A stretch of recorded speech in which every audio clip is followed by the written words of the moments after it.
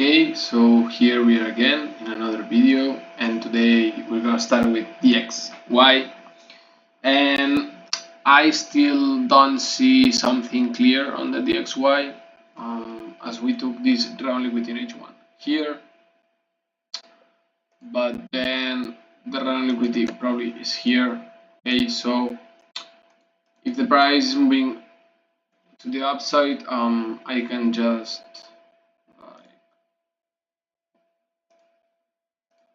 I can't like I don't want to look for something here interesting. It's true that now we had a break to the downside and probably this round within H1 or this one, but nothing interesting for me right now. Okay. Then Euro USD. Today I didn't look for anything. As here we have no rival liquidity. Maybe the only one is this one, as we took the previous daily low. So this could be rival liquidity on H1. We even had this breakout structure on M5 here, and then it took the rival liquidity and moved to the upside. And here for me there was no trade. So like maybe there was a trade, but this rival liquidity on H1 doesn't really mean something to me. So I didn't like it, and I looked for some other pairs. For example, GU. We had this round liquidity in H1 here that took this round liquidity in H1 on previous daily low. We had the same as EU, previous daily low, round liquidity in H1 here, but maybe it was here. And then we took this one here, but as you can see, having this week, meaning that buyers are in probably, it continued going down the price and we have nothing to the left. So yeah, today it wasn't really interesting. EU and GU. USD JPY, more or less the same. We continue having all, well, round within H1 here, previous daily high. So probably round within H1 is down here, and it probably is going to take the previous daily low too. Or not, we have a movement and then take it. So today I just had to wait for this level liquidity on H1 to be taken, as we took the previous daily high, and then it created an H1 BOS with this week. It's true that it's ugly, but it is what it is, and yeah. After this week, I like this for a buy, but obviously we have no real liquidity. I'm focusing on following my strategy and backtesting it, so yeah, nothing for me today on USD JPY. Now, USD CHF, here we have something else. As we had this break to the upside,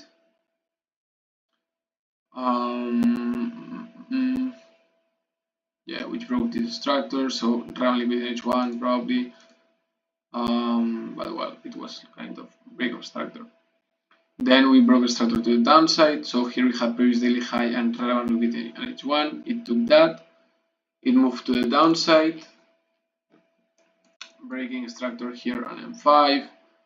For me, I don't want to look for a sell here, but maybe it's a good one. And then I waited for this previous daily low and run liquidity on H1 to be taken. As you can see, it broke that with a week, but I am really interested on the M5.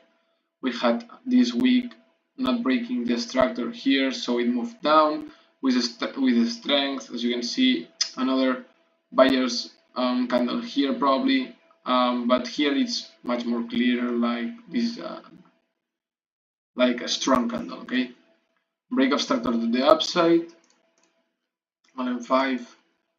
Here we had the round liquidity on M1, and I just waited for this round liquidity to be taken. As you can see, a strong candle to the downside and momentum candle to the upside. I entered with this candle when it started going down. it nearly took me out. I just place the stop loss under here because this could be like a mitigation zone, okay, on M1. So maybe something like this. So that's why I placed the stop loss here. It moved up to the upside. It moved up obviously to the upside and break even and partial 50% on 1.03. My target was more or less, my target was here in the next structural high, but it's true they had this round liquidity on M5 here, pretty clear, and then it took me out and boom, it moved to the upside. Okay, so maybe I would place it here, but I prefer to put it on the first structure point, and then well, it took me out. Something that you can control, but I had a win already, I had profit already, and then it continued moving to the upside. Okay, in the end it took this rally with the M5 here, it created some reactions, it even broke structure to induce sellers, and then it continued up. Okay, and then USD CAD. Okay, here there's something interesting here. So we broke a structure to the upside. Here we have rounding between each one, as we broke a structure here too on each one. We took the previous weekly high, so for me we had relevant liquidity here, previous daily low, and relevant liquidity on each one. But then the price started moving up again, following the other pairs, and it broke this previous daily high. It was just a previous daily high, so maybe not enough liquidity, but now that it broke this high liquidity, seller's liquidity probably from this candle, and then this high with strength, maybe tomorrow we have sales.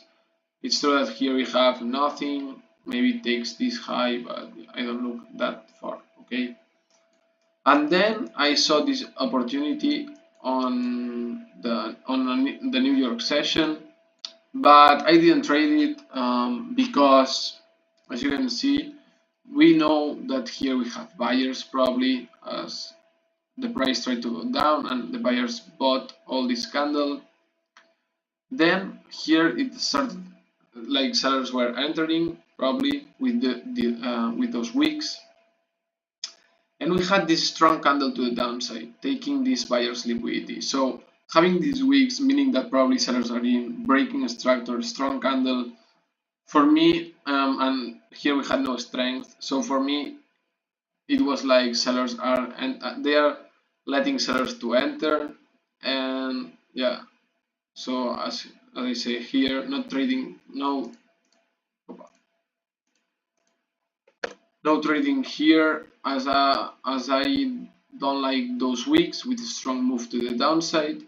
Could mean that they are inducing early sellers to take them out. Okay, so I wrote this before, like after this movement, and then I saw this reaction here. They were trying to induce more sellers with this candle, and then moving to the upside, taking all of them out, and probably there are no buyers here because they were here probably. Okay, and then I continue to the downside. Now it's losing strength, so you can see it's losing strength. It's not all the way up straight, it's like doing something like this, and yeah, maybe it will be a good moment to sell, but as you can see, when it's too far from the relevant liquidity, here we had a break to the downside and there was no reaction at all. So that's why I don't usually trade after. If the price action is too far from my relevant liquidity, I don't trade it, and it even was out of timing. Okay, so well, I hope you like this video, and well, see you tomorrow. Bye bye.